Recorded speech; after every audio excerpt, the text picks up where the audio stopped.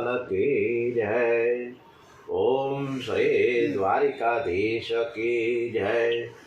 ओम श्री बांके बिहारी महाराज की जय। श्री डोंगे जी महाराज की जय।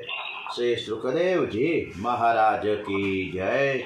ओम नमो भगवते वासुदेवाय वासुदेवाय हरि वासुदेवाय।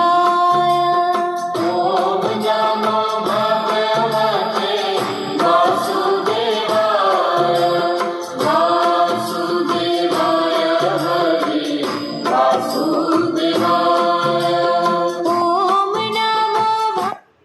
ओम नमो भगवते वासुदेवाय। ओम नमो भगवते वासुदेवाय। माता सरस्वतीની વંદના કરીએ। દરેકને સદબુદ્ધિ પ્રાપ્ત થાય, પરસ્પરસમાં પ્રેમ અને સ્નેહ જળવાઈ રહે એવા ભાવ સાથે માતા સરસ્વતીની વંદના કરીએ।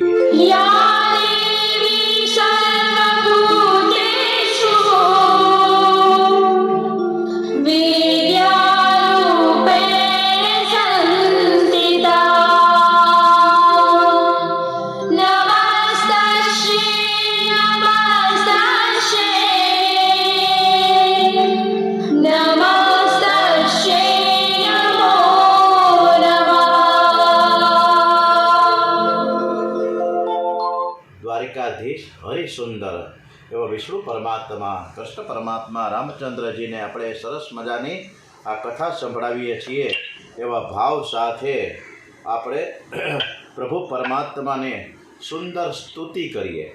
રામભાઈ, તમારો સ્પીકર બંધ કરજો। રામભાઈ। हरि सुंदर नंद मुकुंद हरि नारायण हरिओ। हरि सुंदर नंद मुकुंद हरि नारायण हरिओ। हरि केशव हरि गोविंद हरि नारायण हरिओ। हरि केशव हरि गोविंद हरि नारायण हरिओ। आओ रे गाओ रे गोकुल के प्यारे। आओ रे गाओ रे गोकुल के प्यारे। आओ रे कान्हा रे गोकुल के प्यारे। आओ रे कान्हा रे गोकुल के प्यारे। आओ रे नाचो रे रास रचाओ रे। आओ रे नाचो रे रास रचाओ रे। गाओ रे नाचो रे रास रचाओ रे। गाओ रे नाचो रे रास रचाओ रे। हरि सुंदर नंद मुकुंद हरि नारायण हरिओ। हरि सुंदर नंद मुकुंद हरि नारायण हरिओ। हरि सुंदर नंद मुकुंद हरि नारायण हरिओ। हरि सुंदर नंद मुकुंद हरि नारायण हरिओ। ओम श्री भारत माता की जय। वंदे वेद मातरम। આપણે કથા શ્રી કૃષ્ણ ભગવાનને સંભળાવીએ છીએ એવા ભાવ સાથે આપણે કથા શરૂ કરતા પહેલાં આપણે આપણા દેશને પ્યાર કરતા રહીએ, પ્રેમ કરતા રહીએ એવા ભાવ સાથે આપણા દેશને નમન અને વંદન। ये दुनिया एक दुल्हन, ये दुनिया एक दुल्हन, दुल्हन के माथे की बिंदिया। ये मेरा India, I love my India. ये मेरा India, I love my India. वतन मेरा इंडिया, सदन मेरा इंडिया, धर्म मेरा इंडिया, धर्म मेरा इंडिया।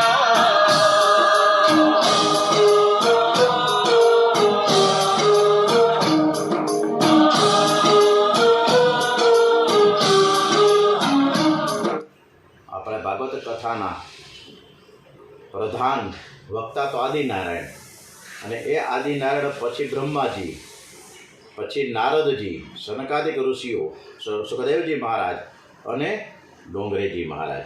તો આપણે આ ડોંગરેજી મહારાજ, સુખદેવજી મહારાજના ચરણમાં વંદના કરીએ કે જેથી આપણને એમની શક્તિ અને બળ મળે. આપણા ગુરુદેવ એવા પૂજ્ય ડોંગરેજી મહારાજ અને સુખદેવજી મહારાજના ચરણોમાં નમસ્કાર સાથે સાથે એ તો આપણા ગુરુ છે જ, પરંતુ જગત ગુરુ શ્રી કૃષ્ણ પરમાત્માના ચરણોમાં વંદન સાથે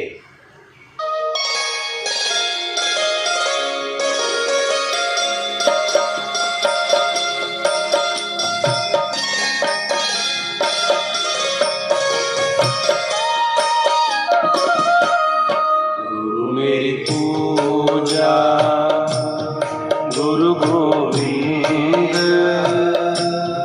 गुरु मेरा पार ब्रह्म, गुरु भगवंत. गुरु मेरी पूजा गुरु गोविंद, गुरु मेरा पार ब्रह्म, गुरु भगवंत. मेरी पूजा गुरु गोविंद, गुरु मेरा पार ब्रह्म, गुरु भगवंत. गुरु मेरी पूजा गुरु गोविंद, गुरु मेरा पार ब्रह्म, गुरु भगवंत. જગત ગુરુ શ્રી કૃષ્ણ પરમાત્માના ચરણોમાં વંદન સાથે આજની કથા આપણે શ્રી કૃષ્ણ પરમાત્માને સરસ રીતે સ્મિત હાસ્ય સાથે સંભળાવીએ છીએ. એ પણ આપણી કથા ખૂબ જ સરસ રીતે સાંભળે છે. એવા ભાવ, શ્રદ્ધા સુમન સાથે એમના ચરણોમાં વંદન સાથે આ ભાગવત કથાની જે પ્રેરણા થઈ છે એ શરદ કુમારો દ્વારા નારદજીને થઈ કે તમે ભાગવતની કથા કરો, તમારી ઈચ્છા પરિપૂર્ણ થશે. ભાગવતની કથા ઘર ઘર સુધી, જન જન સુધી પહોંચે તો માણસની અંદર જે રહેલી જ્ઞાન, વૈરાગ્ય અને ભક્તિ જાગૃત થઈ જશે. એટલે એટલા માટે તમે ઘર ઘર સુધી, જન જન સુધી અને લોકોના કલ્યાણ અર્થે તમે ભાગવતનો પ્રચાર કરો. એટલે નારદજી કહે છે કે તમે કહો છો કે ભાગવત છે એ હું કરું, પરંતુ આ ભાગવતની રચના કોણ કરશે? ત્યારે શરદ કુમારોએ પણ એને કીધું કે આ ભાગવતની રચના કોણ કરશે એ આગળ ઉપર તમે ગંગા કિનારે હરિદ્વાર પાસે આનંદ નામનો એક ગંગાજીનો સરસ મજાનો તટ છે, ત્યાં તમે જ્ઞાન યજ્ઞ રાખો અને ત્યાં આ ભક્તિને કહો કે તેમના વૃદ્ધ અને નિર્બળ થઈ ગયેલા જે જ્ઞાન અને વૈરાગ્ય એના પુત્રો છે એ સાથે લઈને આવે. નારદજી સાથે શરદ કુમારો ભાગવત કથા કહેવા માટે ગંગા કિનારે આવ્યા છે. શુદ્ધ ભૂમિમાં સાત્વિક ભાવ હર હંમેશ જાગે. ભૂમિની અસર સૂક્ષ્મ રીતે મન ઉપર અસર થાય છે. ગંગા છે ને જ્ઞાન ભૂમિ છે. દેવોને અને ઋષિઓને આમંત્રણ આપવામાં આવ્યા. ઘણા દેવો અને ઋષિ મુનિઓ કેટલાક આળસમાં બેસી રહ્યા છે અને ઘણા અભિમાનમાં કહે કે અમે તો કથા ઘણી વખત સાંભળી છે, કથામાં બીજું શું નવીન હોય, એટલે અમે જતા નથી. પરંતુ આ બધી જ ખબર ભૃગુ ઋષિને ખબર પડી ગઈ કે આ લોકો આવ્યા નથી, એટલે એમને ઘરે જઈને એણે ટકોરા માર્યા કે ચાલો ટકોરા માર્યા છે અને ખખડાવે છે, બારણા ખખડાવે છે. આમ કરી અને બારણા ખખડાવી નોક, ચાલો કથા શરૂ થઈ રહી છે, તમે બધા જ આવો. આપણે પણ સરસ રીતે ઘણા વર્ષથી આપણે આ સવારના 8 થી 9 કથા રેગ્યુલર થાય અને અહીંયા બીજા મોબાઈલમાં ઘણા બધા પરીક્ષિતો લાઈવ સવારના 8 વાગે કથા સાંભળે છે કે જેના થકી હું સરસ રીતે કથા કરી શકું છું. એટલે આ દરેક પરીક્ષિત શ્રીઓનો હું પહેલાં તો આભાર વ્યક્ત કરું છું સનત કુમારો વક્તા તરીકે આસન ઉપર બિરાજમાન છે. દેવો ઋષિમુનિઓ કથામાં શ્રોતાઓ તરીકે આવ્યા છે. નારદજી પણ શ્રોતા તરીકે આવ્યા છે. કથાનો આરંભ કેવી રીતે થાય છે? બોલીએ શ્રી ગોવર્ધનનાથ કી જય. ગોવર્ધનનાથની જયકાર સાથે આ કથા શરૂ થાય છે. કથામાં આપણે બધાએ ભગવાનનો જયકાર કરવો જ જોઈએ, તો એનો લાભ આપણને મળે. જયકાર જરૂરી છે. ઘણા બધા કાનથી શ્રવણ કરી પરમાત્માના હૃદયમાં ઉતારે છે. આથી આંખ અને કાનને પવિત્ર રાખીએ અને ત્યાં શ્રી કૃષ્ણ ભગવાનને પધરાવીએ. દરેક સત્કર્મના આરંભમાં શાંતિ પાઠ કરવામાં આવે છે.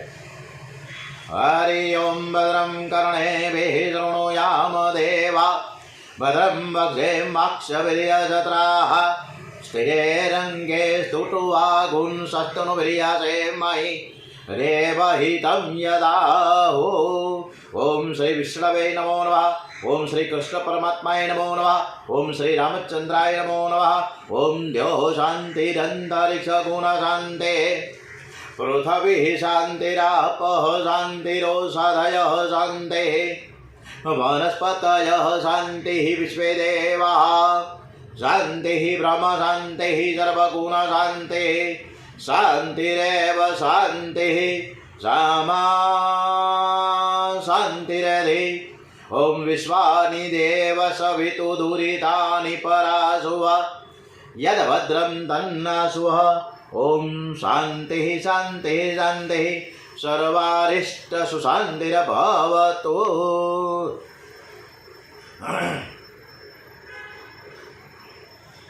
કાન વડે અમે ભદ્ર એટલે કે કલ્યાણમય આ કથાના વચનો સાંભળીએ છીએ. ગોર મહારાજ સત્કાર્યના આરંભ વખતે આંખે અને કાને જળ અડાડવાનું કહે. ઇન્દ્રિયોને શુદ્ધ કરો, અને જો ઇન્દ્રિયો શુદ્ધ હશે તો પરમાત્મા પ્રકાશ રૂપે આપણે અંદર સ્થાપિત થશે. અત્યારે કાળ નથી બગડ્યો. આપણે બધા વારંવાર કહે છે કે કળિયુગ ગયો છે, તો ખરેખર તો ડોંગરેજી મહારાજના શબ્દોમાં કહીએ તો કાળ બગડ્યો નથી, પરંતુ આપણું કાળજું બગડ્યું છે. કાળજું બગડ્યું છે. સુખદેવજી મહારાજ જ્યારે પરીક્ષિત શ્રીને કથા કરવા માટે આરંભ કરે છે ને, ત્યારે સ્વર્ગમાંથી દેવતાઓ અમૃતનો કુંભ લઈને આવ્યા છે. અને ત્યારે સુખદેવજી મહારાજ કહે છે પરીક્ષિત રાજાને કે આ દેવતાઓ અમૃત લઈને આવ્યા છે, ત્યારે તમારે અમૃત પાન કરવું છે. ત્યારે પરીક્ષિત સરસ મજાનો જવાબ પ્રશ્ન પૂછે છે સુખદેવજી મહારાજને કે સ્વર્ગનું અમૃત પીવાથી શું લાભ થાય? સુખદેવજી કહે છે કે સ્વર્ગનું અમૃત પીવાથી પુણ્યનો ક્ષય થાય છે, પણ પાપનો ક્ષય થતો નથી. પણ કથાના અમૃતથી પાપનો ક્ષય થાય છે, અને તેથી જ આપણા બધાની અંદર રહેલા ભોગ વાસનાનો વિનાશ થાય છે. તેથી સ્વર્ગના અમૃત કરતાં પણ આ કથાનું અમૃત શ્રેષ્ઠ છે. ત્યારે પરીક્ષિતજી મહારાજ કહે છે કે સુખદેવજી મહારાજને, હે પ્રભુ, હે મહારાજ, મારે સ્વર્ગનું અમૃત નથી પીવું, મારે તો કથાનું અમૃત જ પીવું છે. 7 દિવસમાં જ્ઞાન વૈરાગ્યને જાગૃત કરીને ભક્તિ રસ ઉત્પન્ન કરનારી આ કથા છે. કેવી કથા છે? ભક્તિ રસ ઉત્પન્ન કરનારી આ કથા છે. આપણામાં જ્ઞાન અને વૈરાગ્ય તો છે જ, પણ એ સુષુપ્ત અવસ્થામાં છે, સૂતેલા છે. એને જાગૃત કરવાના છે. આ ભાગવત સિવાય બીજો કોઈ એવો ગ્રંથ નથી કે જે 7 દિવસની અંદર આપણને મુક્તિ અપાવી શકે. ખૂબ સરસ મજાની આ ભાગવત કથા છે. આ ભાગવત કથાનું માહિતમ પણ બહુ સરસ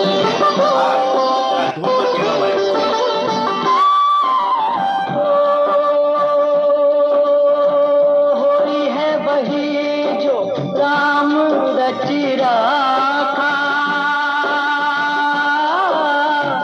को नरक बढ़ावे साखा सिया राम जय जय राम सिया राम जय जय राम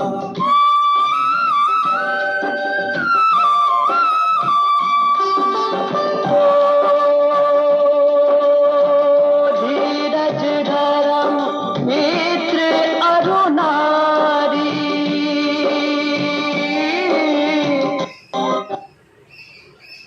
परखिए चारी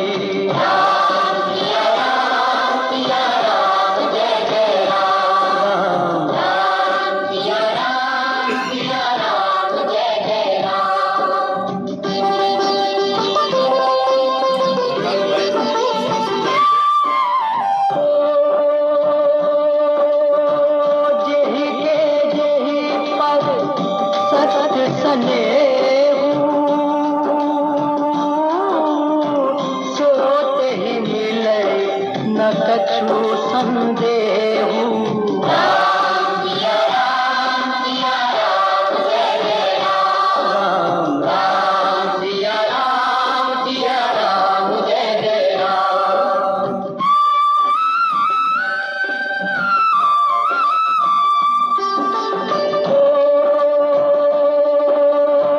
जाती रही भावना जैसी प्रभु मूर्ति देखी तिन तैसी राम राम सिया राम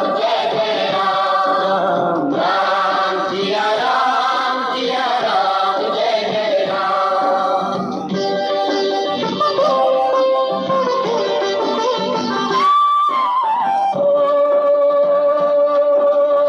हरि अनंत हरि કથાનંદા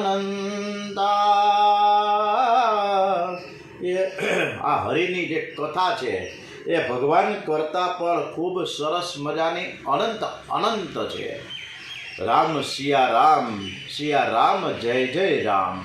આ ભાગવત જ્ઞાન અને વૈરાગ્યને જાગૃત કરવા માટેની આ કથા છે. ભાગવત સિવાય એવો બીજો કોઈ ગ્રંથ નથી કે જે 7 દિવસની અંદર મુક્તિ અપાવી શકે. આ ભાગવતનું એટલું બધું માહિતમ સહદેવજી મહારાજ અને ડોંગરેજી મહારાજે કીધું છે કે ભાગવતમાં વ્યવહારનો બોધ પણ આપવામાં આવ્યો છે. ભાગવત છે ઈ માખણ છે અને જ્યારે બીજા શાસ્ત્રો છે ને એ દૂધ અને દહીં જેવા છે. જે શક્તિ પરમાત્માની અંદર છે, જે શક્તિ પરમાત્માની અંદર છે તો એ જ શક્તિ આ ભાગવતમાં છે. આ ભાગવતમાં છે. આ મહાત્મા બધા જ મહાપુરુષો વારંવાર એક જ રટણ કરે છે કે ભાગવત સિવાય બીજા કોઈ એવું ગ્રંથ નથી કે જેમાં આટલી બધી શક્તિ હોય. ભાગવત એ પરમાત્માની શબ્દમય મૂર્તિ છે. ભાગવત છે ને એ નારાયણનું દિવ્ય સ્વરૂપ છે. ભાગવત એ પરમાત્માનું નામ સ્વરૂપ છે, નામ સ્વરૂપ છે. એટલે જ આપણે ભાગવતજીને પધરામણી કરીએ ને, જ્યારે કથાનું આયોજન કરીએ ત્યારે માથા ઉપર આપણે ખૂબ સરસ રીતે ભાગવતજીને બિરાજમાન કરીએ અને રાસ રચતા રચતા ભગવાનના ગુણગાન ગાતા આપણે સભા મંડપમાં આવીએ છીએ. એટલે ભાગવતજી મહારાજ છે ને એ સાક્ષાત કૃષ્ણ પરમાત્માનું સ્વરૂપ છે. મનમાં અનેક જન્મોના મેલ ભર્યા છે અને મનને શુદ્ધ કરવા નામ સેવાની જરૂર છે. મન શુદ્ધ કરે છે ભાગવત. આ કળિયુગમાં નામ સેવા મુખ્ય છે અને નામ જ એ જ બ્રહ્મ છે. નામ એ જ પરમાત્મા છે. નામ એ જ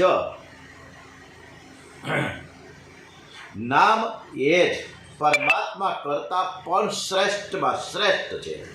પરમાત્મા દેખાતા નથી અને જે દેખાતા નથી એની સાથે પ્રીતિ કરવી બહુ જ અઘરી છે, કઠણ છે. નામ સ્વરૂપ સ્પષ્ટ દેખાય, નામ સ્વરૂપ સ્પષ્ટ દેખાય છે. જેમના પ્રત્યક્ષ દર્શન થયા હોય એમના નામને તમે પકડી રાખવો તો તેમના દર્શન થશે. મધુરમાં મધુર છે અને મંગલમાં મંગલ એવું આ આપણે કૃષ્ણ પરમાત્માનું નામ લઈ અને આપણે કૃષ્ણ કથા કરીએ છીએ. અને આપણે કૃષ્ણ કથા કરતા હોય, રામ કથા કરતા હોય ત્યારે ગણપતિ મહારાજ બિરાજમાન થાય. હનુમાનજી મહારાજ, આજે તો શનિવાર છે, આજે શનિવાર છે ત્યારે કૃષ્ણ આપણે આ કથા કરીએ ત્યારે હનુમાનજી મહારાજને પણ આપણે સ્મરણ કરીએ કે મનોજવમ મારુતતુલ્ય વેગમ જીતેન્દ્રિયમ બૌદ્ધિમતામ વરિષ્ઠમ વાતાત્વજમ વાનરયુથ મુખ્યમ શ્રી રામદૂતમ શરણમ પ્રપદ્યે. ભાગવત એ પરમાત્માની સાથે પ્રેમ કરવાનું કહે છે કે તમે પરમાત્માની સાથે પ્રેમ કરો. પણ આપણે બધા જ પત્ની, પુત્ર, ધન, ભોજન આ બધામાં આપણે પ્રેમ કરીએ છીએ, પણ આપણે પરમાત્માને પ્રેમ કરી શકતા નથી. એ દુઃખી થાય. અને જે આજ મોટામાં મોટી મનુષ્યની દુઃખદાયક સ્થિતિ છે, ભાગવત છે એ મનુષ્યને નિર્ભય બનાવે છે. પરીક્ષિત રાજા જ્યારે છેલ્લો 12મો સ્કંદ પૂર્ણ થવાની તૈયારી હતી ત્યારે પરીક્ષિત રાજાને પ્રશ્ન કર્યો, સુખદેવજી મહારાજે, હવે તને ક્યાંય સંશય છે? હવે કદાચ તને તક્ષક નાગ કરોડાવે તો તને એનો ભય છે? ના, હવે મને કંઈ પણ પ્રકારનો કોઈનો ભય નથી, તક્ષકનો પણ ભય નથી. કારણ કે મારી અંદર પરમાત્મા બિરાજમાન છે. જે મારી અંદર પરમાત્મા છે એ તક્ષક નાગમાં પણ છે, જેથી મારે શું કામ બીક રાખવી જોઈએ? ભાગવત મરણને સુધારે છે અને માણસને અમર પણ બનાવી દે. મનુષ્યો મરણને અમંગલ કહે છે, પણ ખરેખર તે અમંગલ નથી. મૃત્યુ છે ને પરમાત્માનો એક સેવક છે, એટલે તે મંગલ છે. પરમાત્મા મૃત્યુને આજ્ઞા કરે છે કે જીવને ઉપાડી લાવો. મનુષ્યને અંતકાળમાં ખૂબ જ ગભરામણ થાય છે. એ કાળની નહીં, પણ તેણે કરેલા પાપોથી એને ગભરામણ થાય છે કે મેં કેટલું બધું મારા જીવનકાળ દરમિયાન ઘણા બધા ખોટા પાપ કર્યા છે, ખોટા કામ કર્યા છે, કેટલાને મેં નારાજ કર્યા છે, કેટલાને મેં દુઃખી કર્યા છે, કેટલાને મારી કરી છે. આટલા બધા પાપો મેં કર્યા છે. અને પાપો જ્યારે છેલ્લે અંતકાળે યાદ આવે ત્યારે માણસને ખૂબ જ દુઃખ થાય છે. મનુષ્ય બધી જ તૈયારીઓ કરે છે, પણ મરણની તૈયારી નથી કરતો. મરણ અમંગલ નથી. અત્યારે હવે થોડુંક તમારી પાસે જીવન બાકી છે. જે મનુષ્ય શેષ જીવન બાકી છે એ મનુષ્ય એને કેચઅપ કરે અને ભગવાનને ભજી લે તો મજા છે. એટલે આપણને સુખદેવજી મહારાજ અને ડોંગરેજી મહારાજ, તમે ભાવે ભજી લો ભગવાન, જીવન થોડું રહ્યું. તમે ભાવે ભજી લો ભગવાન, જીવન થોડું રહ્યું. તમે ભાવે ભજી લો ભગવાન, જીવન થોડું રહ્યું. તમે ભાવે ભજી લો ભગવાન, જીવન થોડું રહ્યું. કંઈક આત્માનું કરી લો કલ્યાણ, જીવન થોડું રહ્યું. કંઈક આત્માનું કરી લો કલ્યાણ, જીવન થોડું રહ્યું. તમે ભાવે ભજી લો ભગવાન. તમે ભાવે ભજી લો ભગવાન. હવે તો જીવન થોડું રહ્યું છે. ભાગવત કથામાં ઘણી બધી શક્તિ છે. કથામાં ખૂબ જ આનંદ આવે છે, ખૂબ જ આનંદ આવે છે. 7 વર્ષથી કન્ટિન્યુ કથા રિપીટ થાય છે, પણ છતાં એક નવીનતા મળે, ઘણું બધું જ્ઞાન મળે, ઘણો બધો ઉપદેશ મળે, ઘણો બધો બોધ મળે છે. સંસારના સંબંધ મનથી છોડીને જ્યારે ગંગા કિનારે શાંતિથી પરીક્ષિત રાજા સાંભળી રહ્યા હોય, વક્તા તરીકે સુખદેવજી મહારાજ હોય ને શ્રોતા તરીકે પરીક્ષિત હોય, તો પરીક્ષિત રાજાને 7 દિવસ તો શું 7 મિનિટ પણ કાફી છે. સામે દીવો પડ્યો હોય સરસ મજાનો, એની અંદર ઘી પૂરેલું છે, વાટ તૈયાર છે, બાકસ પણ તૈયાર છે, બાકસ જ તૈયાર છે. આવી બધી તૈયારી હોય તો દીવો કરતા વાર કેટલી લાગે? બાકસ તમારી સામે જ પડી છે, દીવો તૈયાર છે, વાટ તૈયાર છે, તો પછી આ કઈ આ બાકસ અને આ દેવાસળી તમારી સામે જ છે, તો પ્રગટાવી લ્યો ને ભાઈ દીવો. ભાગવત કથા તમારી સામે છે, ઘર ઘર સુધી છે. અરે ભાઈ તો ઘરે જ સાંભળો ને. આ વસ્તુ છે. 7 દિવસમાં તો શું 7 મિનિટમાં પરીક્ષિત રાજાનો ઉદ્ધાર થઈ જાય, આટલો બધો સરસ મજાનો બોધ સુખદેવજી મહારાજ કરી રહ્યા છે. શાંત ચિત્તે, એકાગ્ર ચિત્તે, જલ પાન પણ ભૂલી ગયા છે, ખાવાનું તો એક બાજુ રહી ગયું. સંસારની મોહ માયા કોઈને છોડવી નથી, કારણ કે ક્યાંથી છૂટે? બહુ કઠણ છે, બહુ જ અઘરી છે. એમાંય કોઈ પાન, બીડી, સિગારેટ, તમાકુ, ચા આ છોડી શકતા નથી કે આ બધું ક્યાંથી છૂટે? બીજું બધું તો પૂર્વ જન્મનું શરીર આપણું ગયું, આપણને નવું શરીર પ્રાપ્ત થયું છે એમ ના નથી, પરંતુ આપણું મન નથી ગયું. એ તો સાથે જ છે ને. મનુષ્ય શરીરની અને કપડાની કાળજી બહુ રાખે. ઘણા મંદિરમાં જ્યારે દંડવત નમસ્કાર કરવામાં પણ ક્ષોભ અનુભવે, કારણ કે કપડાં ખરાબ થઈ જાય. પરંતુ મર્યા પછી જે આપણું મન છે ને, એની કોઈ કાળજી નથી રાખતું. મર્યા પછી જે સાથે આવવાનું છે એની કાળજી રાખો ને ભાઈ.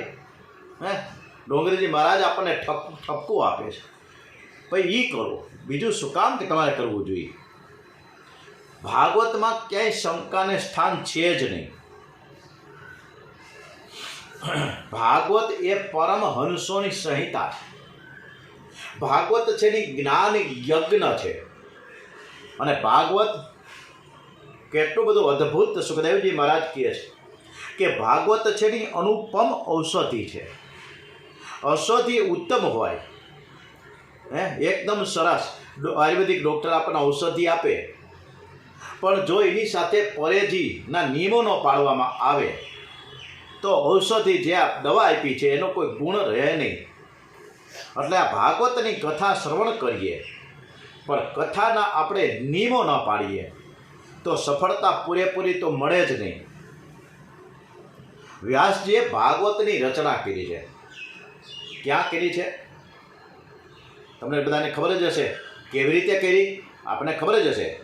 એમ છતાંય પણ આપણે ખૂબ સરસ મજાની આ ભાગવતની કથા છે એની રચના કેવી રીતે થઈ, ક્યાં થઈ, કેવી રીતે થઈ, લખાણ પટ્ટી કોણે કરી, રચયિતા કોણ છે, આવી બધી કથાના ખૂબ સરસ મજાના સંદેશાઓ આપણે જોવા મળે. ભગવાન શ્રી કૃષ્ણનો વ્યાસ નારાયણનો અવતાર એટલે કે જ્ઞાન અવતાર છે. શ્રી વ્યાસ મહર્ષિએ વેદોના વિભાગ ઘણા બધા કર્યા, સરસ રીતે કર્યા. અનેક પુરાણોની રચનાઓ પણ કરી છે. છતાં વ્યાસજીને શાંતિ મળતી નથી. નારદજીને પૂછ્યું, નારદજી વાત તમારી સાચી છે, અત્યારે આપણો દેશ છે એ બહુ જ આપત્તિમાં છે, માણસમાં ક્યાંય ધર્મ નથી રહ્યો. એટલે નારદજી આજ્ઞા કરી કે તમે ભાગવતની રચના કરો. ભાગવતની રચના કરવા માટે, એટલે ભાગવતની રચના કરવા માટે વ્યાસજી ઉપડ્યા. ક્યાં ઉપડ્યા? ઉત્તરાખંડમાં ગયા. અને ઉત્તરાખંડમાં બદ્રીનાથ, હમણાં જ કપાટ ખુલ્યા ને, અખાત્રી જે ગંગોત્રી યમનોત્રી, અને ગઈકાલે બદ્રીનાથ અને કેદારનાથ. આ બદ્રીનાથ અને કેદારનાથમાં આ બદ્રીનાથ છે ત્યાં પાછળ માના ગામ છે, અને ત્યાં જઈને વ્યાસ આશ્રમ, વ્યાસ ગુફામાં બેઠા. બેસીને તરત જ પહેલાં તો આપણા સર્વપ્રથમ દેવ એવા પ્રાધાન્ય દેવ કહી શકાય એવા ગણપતિ બાપાનું આહવાન કરી રહ્યા છે વ્યાસજી મહારાજ. ગણપતયે નમો નમઃ, શ્રી સિદ્ધિ વિનાયક નમો નમઃ, અષ્ટ વિનાયક નમો નમઃ, ગણપતિ બાપા મોરયા. ગણપતયે નમો નમઃ, શ્રી સિદ્ધિ વિનાયક નમો નમઃ, અષ્ટ વિનાયક નમો નમઃ, મંગલ મૂર્તિ મોરયા. ઓમ ગણપતયે નમો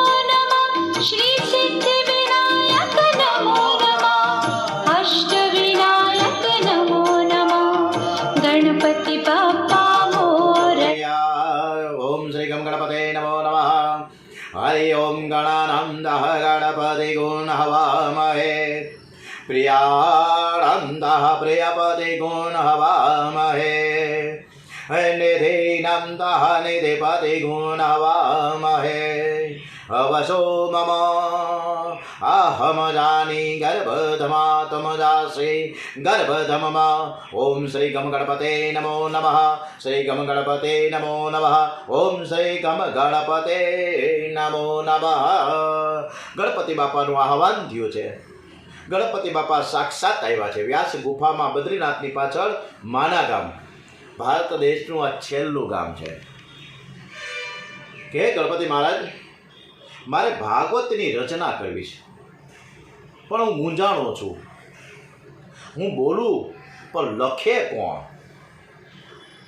અને હું જો લખવા બેસી જાઉં તો એનો પાર ન આવે એટલે એ સાંભળીને ગણપતિજીએ વ્યાસજીને કીધું કે કાંઈ વાંધો નહીં હું લખીશ અને તમે બોલો વ્યાસજી થયા છે વક્તા અને ગણપતિજી થયા છે લહિયા લેખક થયા ગણપતિએ લખવા માટે તૈયારી સરસ રીતે બતાવી છે પણ એ પહેલાં એક નાનકડી એક શરત મૂકી કે તમે જેમ જેમ બોલતા જશો એમ એમ હું લખતો જઈશ પરંતુ તમારે બોલ્યા જ કરવાનું બોલતા બોલતા તમારે વચમાં અટકવાનું નથી હું જરા પણ નવરો નહીં બેસું વ્યાસજીએ કહ્યું ગણપતિ મહારાજ તમારી શરત મને માન્ય છે કારણ કે મારા ભાગવતની રચના તો કરવી છે ને એટલે તમે કયો એ કરવા તો હું તૈયાર જ હોઉં ને પણ હું જે કાંઈ બોલું ને એ યોગ્ય છે કે અયોગ્ય એનો સરસ રીતે તમારે વિચાર કરવાનો અને વિચારપૂર્વક તમારે લખવાનું એમને આડેધડ વહીવટ નહીં કરવાનો ભાઈ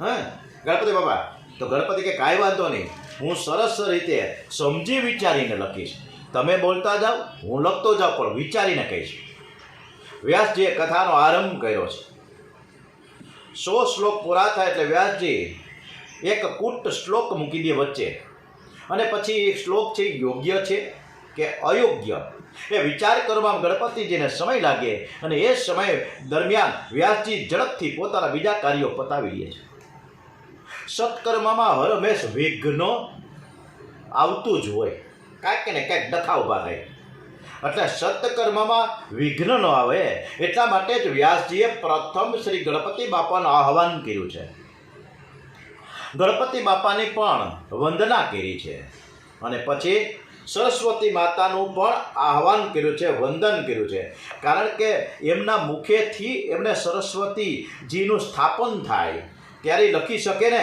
તો આપણે પણ સરસ્વતીનું આહવાન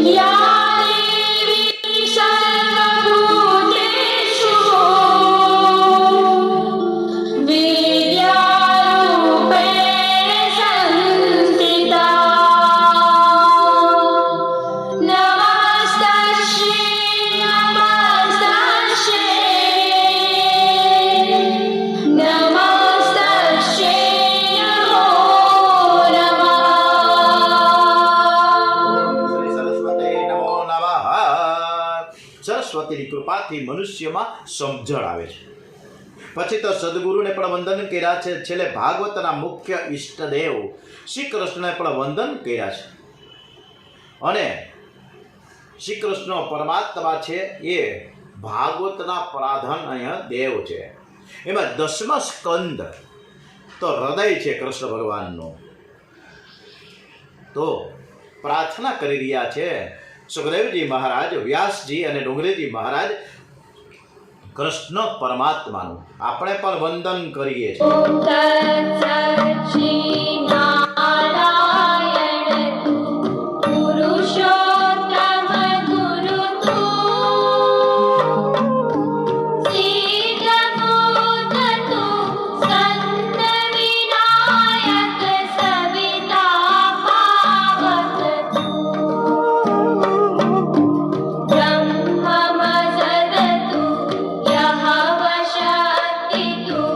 Isupi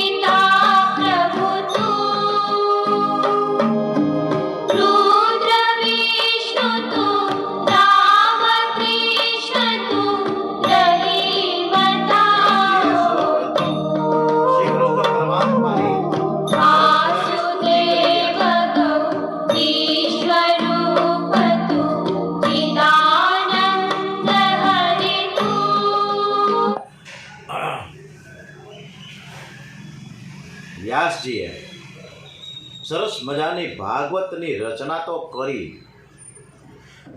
આનંદ થઈ ગયો, ગણપતિ બાપાને વિદાય કરી, પણ પછી ચિંતા ઊભી થઈ કે હું આ ભાગવત બનાવી રચના તો કરી છે, પણ હું આ ભાગવત કોને આપું? આ ભાગવતની રચના પછી મેં કલમ મૂકી દીધી છે, બહુ બોલ્યો, બહુ લખ્યું, પરમાત્માથી વિખૂટા પડેલ જીવો શ્રી કૃષ્ણ સમક્ષ આવે, આપણે બધા વિખૂટા પડી ગયા છે, ભગવાનને યાદ નથી કરતા, થેન્ક યુ નથી કહેતા, આપણું કામ સરળ રીતે સહજ રીતે પતી જાય એટલે ભગવાનના ઠેકાણે આવું કરીએ છીએ, ભગવાનને ભૂલી જાય છે. એટલે આપણે આ બધાય વિખૂટા પડ્યા છે શ્રી કૃષ્ણ ભગવાનથી, રામચંદ્રથી, આપણા ઈષ્ટદેવથી, આપણા કુળદેવીથી, અને દરેકને આપણે શ્રી કૃષ્ણની સમક્ષ બધા જ આવે એવા ઉદ્દેશથી તો વ્યાસજીએ ભાગવત રચ્યું છે. આ ભાગવત છે ને પ્રેમ શાસ્ત્ર છે, અને આનો પ્રચાર કોઈ જેવો તેવો ન કરી શકે. આ તો કોઈ અતિ વિરક્ત હોય એ જ કરી શકે. સંસારના પદાર્થની સાથે પ્રેમ કરનાર કોક હોય એવો કોઈ પણ વ્યક્તિ ભાગવતનો પ્રચાર ન કરી શકે, કારણ કે એને સંસારના વિષય વસ્તુ સાથે પ્રેમ છે, ભગવાનની સાથે પ્રેમ નથી. શ્રી કૃષ્ણ સિવાય બીજા સાથે પ્રેમ કરનારો આ કથાનો કોઈ અધિકારી બની ન શકે. સંસારના કોઈ પણ વિષયો પ્રત્યે રાગ ના હોય તેવો જન્મથી વૈરાગી કોણ મળે? કોઈક લાયક પુત્ર હોય એને હું મારું જ્ઞાન આપું, જેથી આ જગતનું કલ્યાણ થઈ શકે. આવા વિચારથી વ્યાસજીને વૃદ્ધાવસ્થામાં પુત્રેક્ષણા જાગી છે. ભગવાન શિવજી વૈરાગ્યનું સ્વરૂપ છે. શિવજી મારા ઉપર કૃપા કરીને મારે ત્યાં પુત્ર રૂપે આવે. આજે શનિવાર છે તો અંજની માએ પણ શિવજીનું આરાધન કર્યું હતું કે મને તમારા જેવા બુદ્ધિશાળી બળવાન વીર પુત્ર પ્રાપ્ત થાય, મારે ત્યાં પુત્ર આવે, પુત્ર રૂપે આપ પધારો. સુખદેવજી મહારાજ, વ્યાસજી મહારાજ શિવજીનું આરાધન કરી રહ્યા છે, અને જો મારે ત્યાં પુત્ર પ્રાપ્ત થાય તો દરેક કાર્ય સિદ્ધ થાય, દરેક કાર્યમાં ભાગવતને પ્રચાર અને પ્રસાર થાય. શિવજીનું આરાધન કર્યું છે. શિવજીનું આરાધન સુખદેવ વ્યાસજી મહારાજે ખૂબ જ અદ્ભુત રીતે કર્યું છે. એવું સરસ મજાનું કર્યું છે, આપણે પણ એ આરાધનમાં જોડાઈ જઈએ. આપણે પણ આરાધનમાં જોડાઈ જઈએ. વ્યાસજી જ્યારે શિવજીની ઉપાસના કરતા હોય, એની સ્તુતિ કરતા હોય, તો આપણે પણ સોમનાથ મહાદેવ, મહાકાલેશ્વર મહાદેવને પણ આપણે સ્તુતિ સતસૃષ્ટિ તાંડવ રચયિતા નટરાજ રાજ નમો નમઃ. સતસૃષ્ટિ તાંડવ રચયિતા નટરાજ રાજ નમો નમઃ. હે આદ્ય ગુરુ શંકર પિતા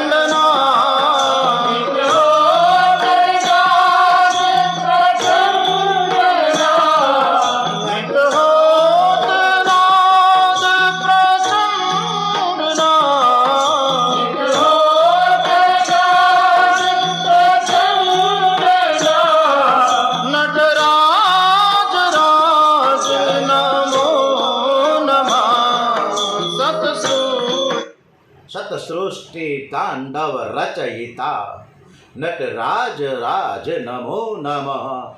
શ્રી સોમનાથ મહાદેવ ને બહુ સરસ મજાની પ્રથમ જ્યોતિર્લિંગ વ્યાસજી સ્તુતિ કરે છે. સુખદેવજી શિવજીના અવતાર હોવાથી અને વ્યાસજીની માંગણીનો સ્વીકાર કર્યો છે સોમનાથ દાદાએ. શિવજીની કૃપાથી વ્યાસજીના પત્નીને ગર્ભ રહ્યો છે અને પછી સુખદેવજીનો જન્મ થયો. સુખદેવજી શિવજીના અવતાર એટલે જન્મથી જ પૂર્ણ નિર્વિકાર છે. સુખદેવજીમાં જ્ઞાન વૈરાગ્ય અને ભક્તિ પરિપૂર્ણ છે. હવે વ્યાસજીને ઈચ્છા હતી કે મારો સુખદેવ કથા કરે, પરંતુ 16 વર્ષની અવસ્થામાં સુખદેવજીએ ઘરનો ત્યાગ કરી દીધો. સુખદેવજીનું જીવન તો વિરક્તમય હતું. હવે સુખદેવજી તો જંગલમાં જતા રહ્યા, વનમાં જતા રહ્યા, કે પત્તો નહોતો લાગતો.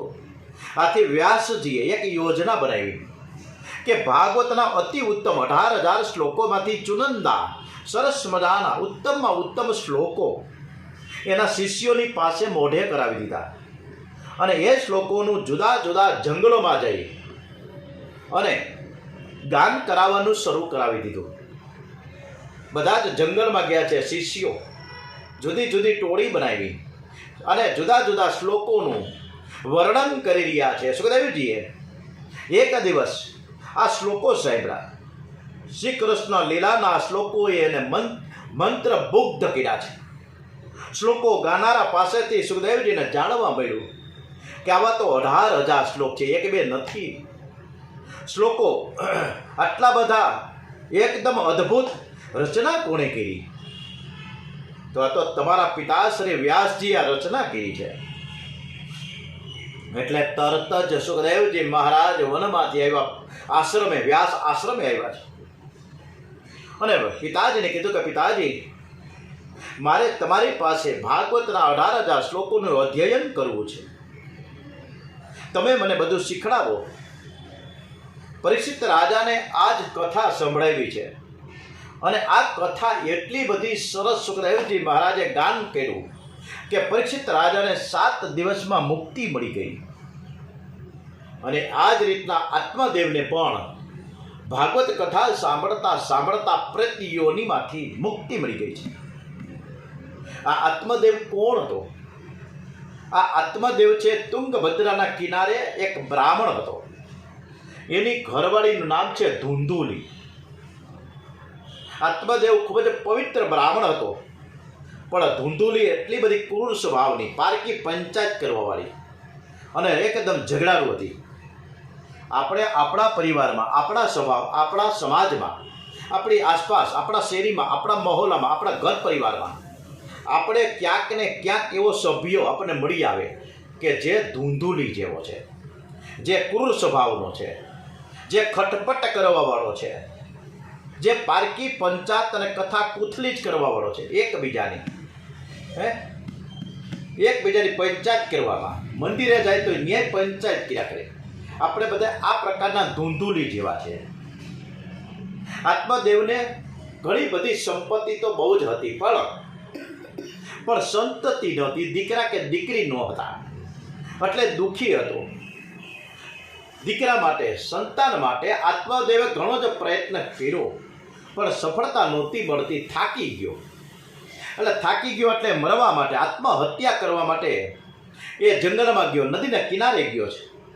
હવે નદી કિનારે એક એને મહાત્મા મળ્યા છે. ભાઈ, તું શું અહીં આવ્યો છે? મારે આત્મહત્યા કરવી છે. શું કામ તારે આત્મહત્યા કરવી છે? અને અત્યારે નાના 10 વર્ષના છોકરાથી માંડીને વૃદ્ધ સુધી આત્મહત્યા કરે છે. શું કામ કરે કંઈ ખબર નથી, આત્મહત્યા કરે છે. આત્મહત્યા જેવું મહાન કોઈ પાપ નથી. આત્મદેવ કહેવા લાગ્યો મહાત્માને કે હે પ્રભુ,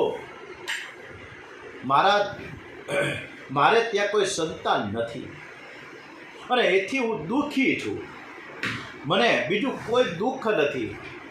મારે ઘણી બધી સંપત્તિ છે, ધન વૈભવ છે, ઘણા બધા કાવડિયા છે, પૈસા ખૂબ છે, પણ રાત્રે નીંદર નથી આવતી. કરવું હું? આપણે પણ બધાને આ જ તકલીફ છે, બધું જ છે, છતાં પણ નથી, છે અને નથી. આજ હાઈવેમાં આપણે બધા આમ નામ કૂટાઈ જઈએ છીએ. 2-5 કરોડ રૂપિયાના બંગલા હોય, 1.5 થી 2 લાખ રૂપિયાના પલંગ હોય, એમ છતાં પણ માણસને તરત નીંદર નથી આવતી, પડખા થશે. રાતના 2 વાગ્યા સુધી જાગ્યા કરે ત્યારે મેળ પડે. અત્યારે સ્થિતિ આપણે આત્મદેવ જેવી છે. મહાત્માએ કીધું કે તારે ઘેર પુત્ર નહીં થાય, કારણ કે તારી આ વિધાતાએ તારા ભાગ્યમાં સંતતિ નથી લખી. પણ આ તારી ત્યાં સંતતિ નથી, એમાં પરમાત્માની કૃપા માનને ભાઈ. આમાં જ પરમાત્માની કૃપા છે. પુત્ર છે એ દુઃખરૂપ છે. પરમાત્મા જે સ્થિતિમાં રાખે એમાં સંતોષ રાખતું, અને એમાં તું પ્રભુનું સ્મરણ કર. આત્મદેવને સમજાવી રહ્યા છે મહાત્મા. ડુંગરેજી મહારાજ આપણને સમજાવે છે કે પ્રાપ્ત સ્થિતિમાં સંતોષ રાખવો. પણ આપણને ઘણું બધું છે, છતાં પણ આપણી પાસે કાંઈ નથી. કાંઈક ને કાંઈક નવી ને નવી ઈચ્છાઓ નાગણની જેમ દંશ દેવા માટે ઊભી જ છે. એકનાથજી મહારાજ, તુકારામજી મહારાજ, નરસિંહ મહેતા, આ ત્રણેય એવા છે કે એકને પત્ની અનુકૂળ નથી છતાંય ખુશ છે, એકને પ્રતિકૂળ પરિસ્થિતિમાં એની પત્ની હોવા છતાં પણ ખુશ, અને એકની પત્ની ગુજરી ગઈ, સ્વર્ગવાસ થયો તો એ પણ ખુશ. તો આ મહાત્માઓ ત્રણે ત્રણ બધા જ ખુશ છે, તો આપણે કેમ ખુશ ન રહી શકીએ? મહાત્માએ કહ્યું કે તારા ઘરે દીકરો નથી તો ખોટું શું છે? તારે તારું જ કરવાનું છે. માતા પિતાને પુત્ર માટે ચિંતા હોય છે, પણ પુત્રેષણાની પાછળ અનેક વાસનાઓ આવે છે. પુત્રેષણા પછી વિતેક્ષણા આવે, લોકેષણા જાગે. આત્મદેવ મહારાજ, મને તમે કોઈ પણ હિસાબે પુત્ર આપો, મને પુત્ર પ્રાપ્તિ થાય એવા માટે જે કાંઈ પ્રયત્ન કરવા પડે તમે કરો. પિંડદાન કરવા માટે તો પુત્ર જરૂરી છે. પુત્ર વિના પિતાની સદગતિ થતી નથી. આત્મદેવ વળી મહાત્માને સમજાવે. ત્યારે મહાત્માએ આત્મદેવને કહ્યું કે તું શાંત રહે, તું મને સમજાવવાનું બંધ કરે, હું તને સમજાવું કે જો પુત્ર જ સદગતિ આપી શકતા હોય તો બધાને ત્યાં, ઘણા મોટા ભાગને ત્યાં પુત્ર હોય છે, તો દરેકને તો સદગતિ મળતી નથી. પુત્ર પિતાને સદગતિ આપે છે સાચું નથી. શ્રાદ્ધથી બહુ સરસ મજાનું ડુંગરેજી મહારાજે આપણને આ શ્રાદ્ધનું સમજાવ્યું છે. બહુ મન દઈને એક ચિત્તથી આપણે સાંભળીએ. શ્રાદ્ધથી પુત્ર પિતાને નરકમાંથી તારે, જીવ સારી યોનિમાં જાય એ ખરું, પણ જન્મ મરણના ત્રાસમાંથી છૂટતા નથી. શ્રાદ્ધ કરવાથી પિતૃઓ પ્રસન્ન થાયને આશીર્વાદ આપે છે, એમાં ના નથી. પણ શ્રાદ્ધથી એ પિતૃઓ કોઈ પ્રેત યોનિમાં ગયા હોય તો એને મુક્તિ નથી મળતી. પિંડદાન તો તારે જ કરવાનું છે. પિંડદાનનો અર્થ ડુંગરેજી મહારાજે એટલો બધો સરસ સમજાયો છે કે આ શરીરને પિંડ કહેવામાં આવે છે. એને પરમાત્માને આપણે અર્પણ કરવાનું છે. ત્યારે તુજકો અર્પણ ઇદમ નમઃ, એટલે એનું જ નામ છે પિંડદાન. આપણે આપણું જ કરવાનું છે, બીજું કોણ કરશે?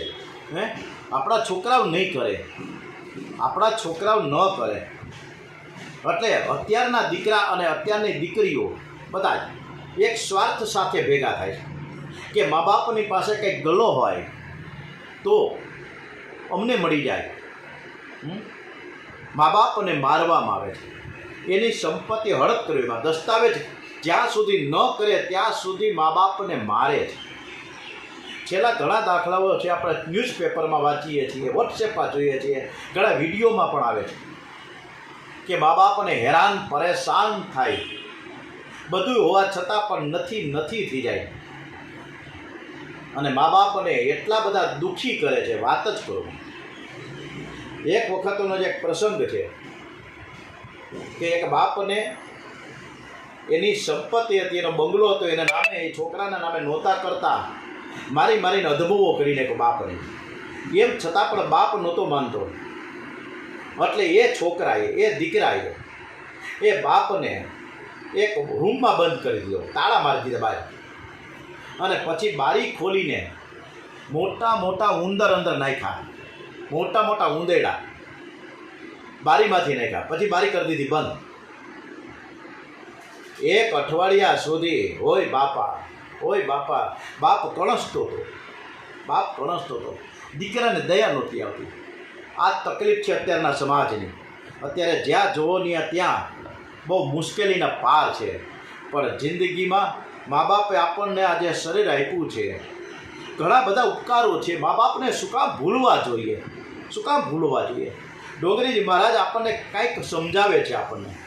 ભલે બીજું બધું મા બાપને ભૂલશો નહીં, અગણિત છે ઉપકાર એના, એ વિસરશો નહીં. મા બાપને ભૂલશો નહીં. ભૂલો ભલે બીજું બધું મા બાપને ભૂલશો નહીં, અગણિત છે ઉપકાર એના, એ વિસરશો નહીં. મા બાપને ભૂલશો નહીં. અસહ્ય વેઠી વેદના ત્યારે દીઠું તમ મુખડું, એ પુનિત જનના પથ્થર બની છુંદશો નહીં. મા બાપને ભૂલશો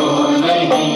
કાઢી મુખેથી કોળિયા, મોંમાં દહીં મોટા કર્યા, અમૃત તણા દેનાર સામે ઝેર ઉગળશો નહીં. મા બાપને ભૂલશો નહીં. ભૂલો ભલે બીજું મા બાપને ભૂલશો નહીં. ઓમ શ્રી કૃષ્ણ પરમાત્મા મહારાજ કી જય. કૃષ્ણ કનૈયાલાલ કી જય. બાલ કૃષ્ણલાલ કી જય. ॐ नमो भगवते वासुदेवाय हरि वासुदेवाय. ॐ नमो भगवते वासुदेवाय हरि वासुदेवाय. વૃંદાવનમાં જઈ આપણે પાંકે બિહારી કુંજ બિહારીની આરતી કરીએ અને પછી કથાને વિરામ આપીએ છીએ. आरती कुंज बिहारी की, श्री गिरिधर कृष्ण मुरारी की. आरती कुंज बिहारी की, श्री गिरिधर कृष्ण मुरारी की. आरती कुंज बिहारी की, श्री गिरिधर कृष्ण मुरारी की. आरती कुंज बिहारी की, श्री गिरिधर कृष्ण मुरारी की. गले में बैजंती माला, बजावे मुरली मधुर बाला, श्रवण में कुंडल झलकाला, नंद के आनंद नंद लाला. गगन समअंग कांति काली, राधिका चमक रही आली, लतन में ठाणे बनमाली, भ्रमर सी अलक कस्तूरी तिलक, चंद्र सी झलक ललित छवि श्यामा प्यारी की, श्री गिरिधर कृष्ण मुरारी की. आरती कुंज बिहारी की, श्री गिरिधर कृष्ण मुरारी की. आरती कुंज बिहारी की, श्री गिरिधर कृष्ण मुरारी की. શ્રી કૃષ્ણ કનૈયાલાલ કી જય. આવતીકાલે મળીશું રાબેતા મુજબ સવારે 8